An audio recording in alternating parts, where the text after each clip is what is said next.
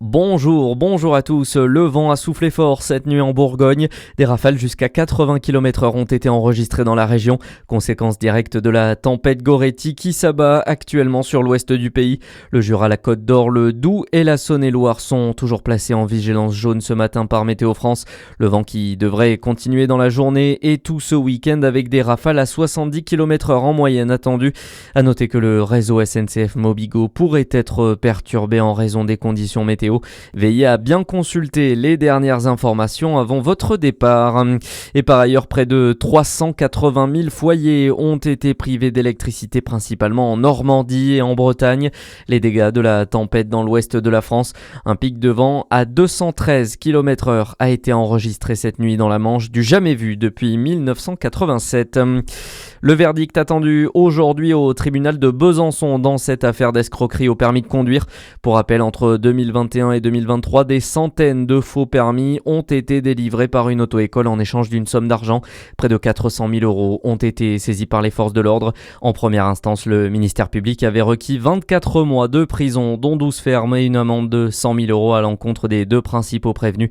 Le délibéré est attendu dans la journée. Le site des oratoriens a ouvert au lycée Hyacinthe-Friant de Poligny. L'inauguration a eu lieu hier et c'était en présence de Jérôme Durin, le président de la région Bourgogne-Franche-Comté.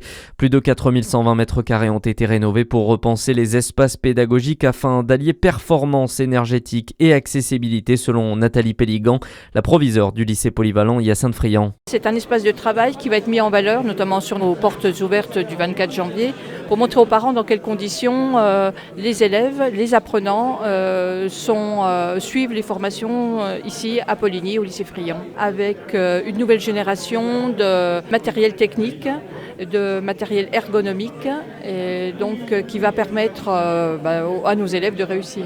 Et puis c'est un établissement qui mérite qu'on l'accompagne, avec tout le dynamisme qui m'accompagne et qui accompagne les équipes. Donc très heureuse d'être présente et très heureuse d'accompagner dans un site exceptionnel toutes les équipes pédagogiques et les élèves et les familles. Le montant total des travaux, qui s'élève à 14 millions d'euros, est financé par la région. Dans l'actualité également, face à la colère des agriculteurs, Emmanuel Macron annonce que la France votera contre le traité de libre-échange avec le Mercosur. Un accord qui doit être adopté aujourd'hui par les 27 pays membres de l'Union européenne, mais qui est vivement contesté par le monde agricole français. Agriculteurs qui ont par ailleurs manifesté hier à Paris à l'appel de la coordination rurale. Le syndicat s'est dit prêt à revenir. Et puis en mode de football féminin, les Dijonnaises de retour de la trêve hivernale ce week-end.